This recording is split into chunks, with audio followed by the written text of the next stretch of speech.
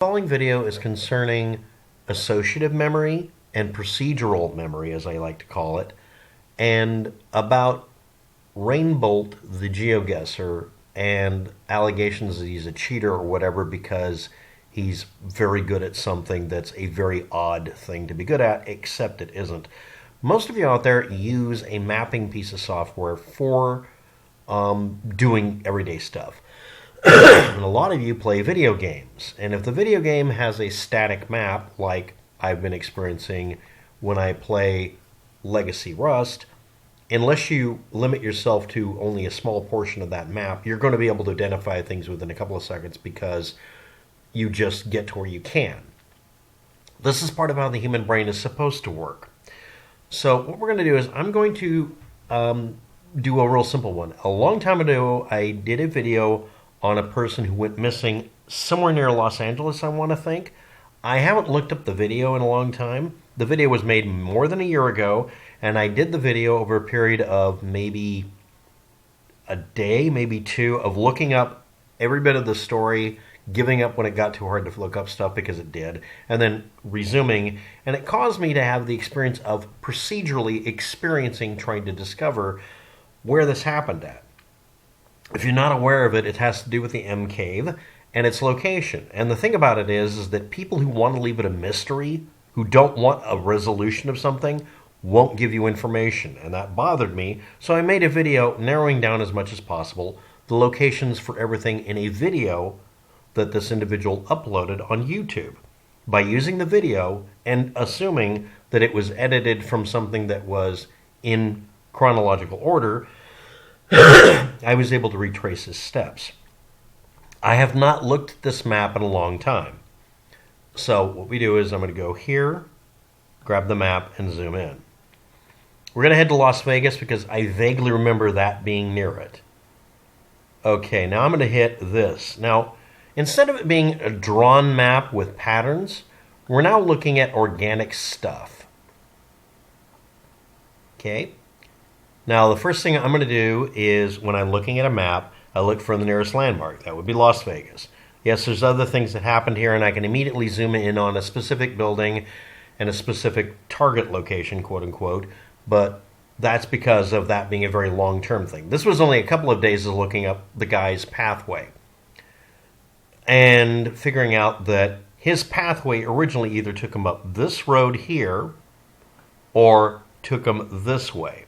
It was very vague because, like most YouTubers who do adventures out in the wilderness, because this area, like all areas in the wilderness, are sensitive, most people try to hide how they get from point A to point B so people won't go out and ruin a natural environment. It's a perfectly legitimate thing to be kind of annoying about and refuse to participate in ruining those sorts of things. But I'm going to try to zoom in on it by presuming I'm hovering right now directly over it. This is a feeling. This is my brain doing the process. And this is simply because it took hours of me rewatching his video to locate the path he took. And I still don't know exactly where the Mcave or anything else is.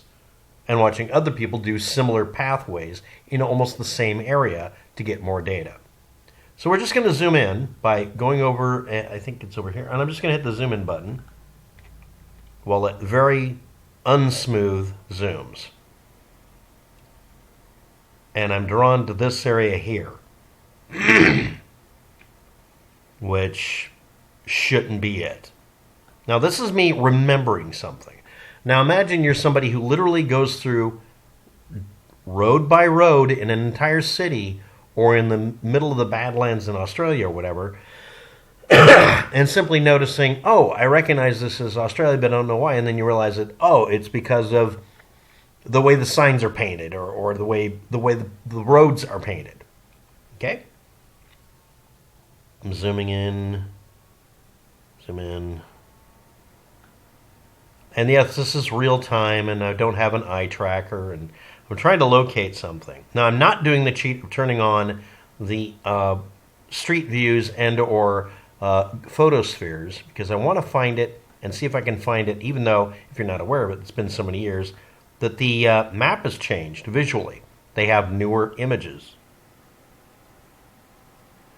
And more importantly, it doesn't show enough reference data. Okay, there's Sheep Peak, Hayford Peak, Desert National Wildlife Refuge.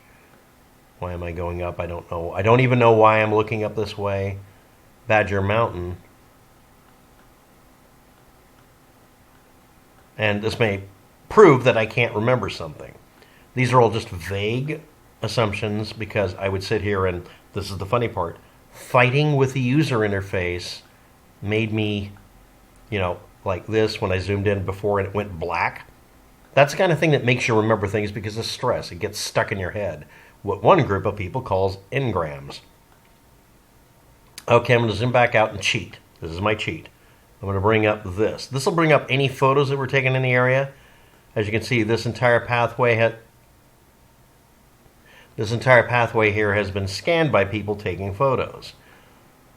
Maybe people related to it. I'm going to click this one here because I think I know what it's going to be. I think this is where if I click it, I get off-center or tilted or Dutch angled pictures from a car. Let's see if it does anything weird when I do. Yep. Yeah, this thing. Because at one point during this, the little sphere camera on the back tilted over at a vomit-inducing angle and made it impossible for me to use that. Yeah, okay, yeah, I'm in the right.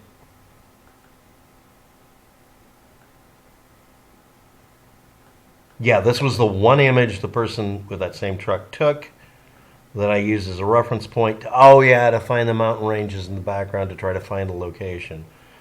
I went through a similar thing trying to locate the filming location for a music video called My Name is Ruin. This one that has nothing to do with it, but it's a cool image.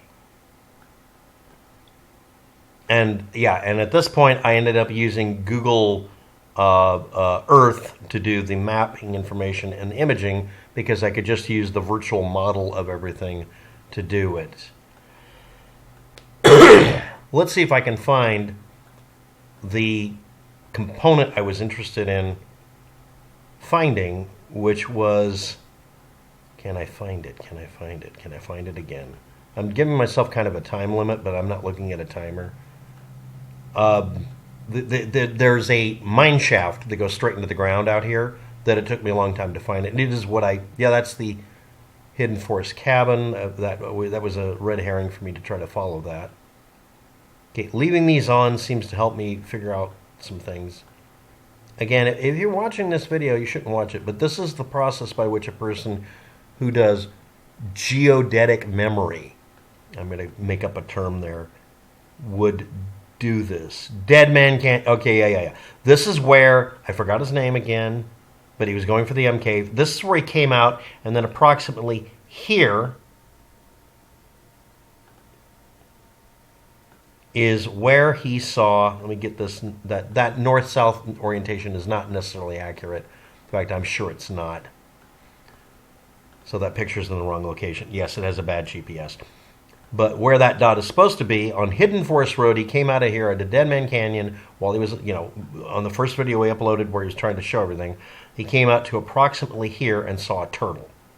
I'll try to give a link to the video. I've forgotten all about it since then. Why does that say lower something? Lower what? I don't like it when it flashes useful information and then hides it. Okay. So where... Lower Dead Man Spring. That is familiar. He was also in one area where he paused and looked around, and that was where I was able to figure out, referencing it, where the... I got lost by Sheep Peak, but he didn't get lost by Sheep Peak. Where was it? I'm going to give up in a minute. I want to say right there. Let me zoom back out just a bit. I really want to say right there.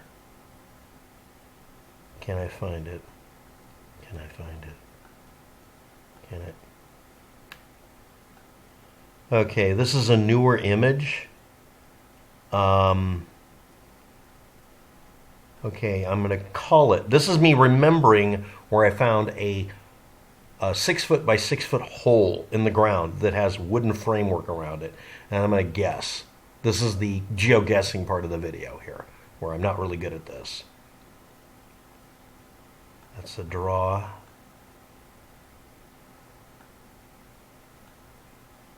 And again, this has changed. These are newer aerial images, and we don't have a timer slider to figure it out. Okay, I'm going to give a really poor guess that that somewhere up here, at this number set here, is where that hole is. Now I'll go look up my old video and get up the actual mine shaft. But it's a mine shaft where his cell phone was found. I'll include all the data below in the description because I've literally forgot his name. Only remember that it was called the Mcave. And this is going to be the wrong answer, but this is my best guess. I don't know how far off I am. Just like GeoGuessr, when you see, oh, that looks like a familiar road, it must be in Tasmania, and you see somebody get within plus or minus a mile and a half or 10 miles of a location, I'm trying to get something accurate to plus or minus 6 feet. So 36.58 by negative 115.29549. That'll be the number I'm using in the video here, and I'll put down how bad I got it by me guessing based on me being one of the few people who actually went to the trouble of tracking. And Rainbolt looking like a cheater versus Waptec looking like a cheater. Remember, I'm the one who claims to have found the GPS location for that mine shaft that information was found in. Ryan Patch Spring? Why are they doing it so hard to read these days? These were larger before. Cow Camp Spring. Yeah, if these were more prominently labeled instead of the advertising they stick on here, it would be a lot better. Sorry for this turning into a rant. It always does when it comes to a Google product. Their priorities are crap. So anyway, I'm probably completely wrong about the location of it. And the reason I made that video is everybody was talking about things but not giving locations because they were so obsessed with protecting the environment. If you're claiming to try to solve a mystery of a person going missing or maybe not being with us anymore, that's not how to do it. Wait a minute.